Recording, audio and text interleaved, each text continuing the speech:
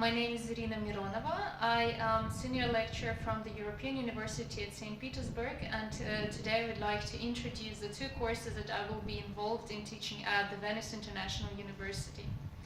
The two courses that we have jointly developed with Professor Sharples, who is my fellow lecturer at the European University at St. Petersburg, are titled The Introduction to Energy Politics and The Introduction to World Oil and Gas Markets.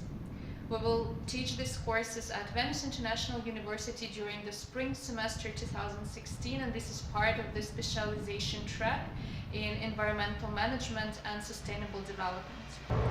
You have probably heard that environmental management and sustainable development is a lot about developing the renewable energy sources and limiting the CO2 emissions from our energy use.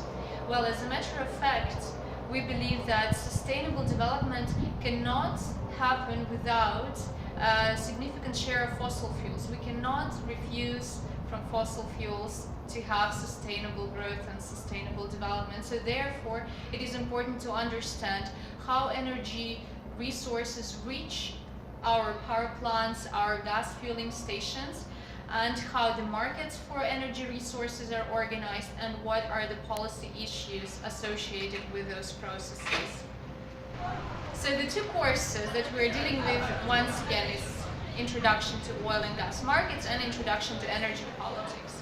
The markets course is really about how the trade is organized. So within this course, we'll look at these major specifics of oil markets organization, their evolution from a historical perspective.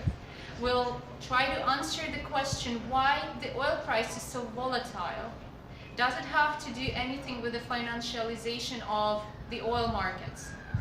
What is the difference between oil markets and natural gas markets?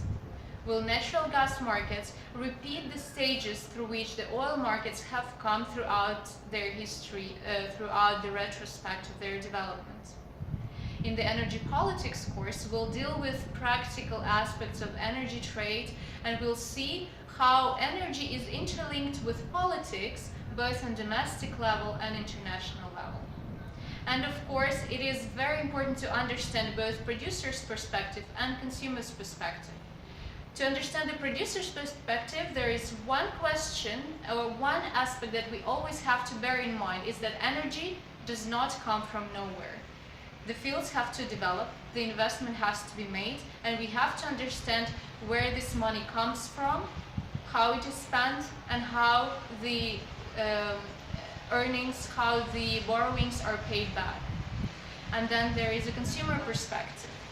We in Russia should understand where our resources are needed, what are the prospects for these resources in the target markets. So there should be a mutual understanding, and this is one of the things that we're trying to develop to understand back in the European University at St. Petersburg, and that me and Professor Sharples are going to try to do here at Venice International University.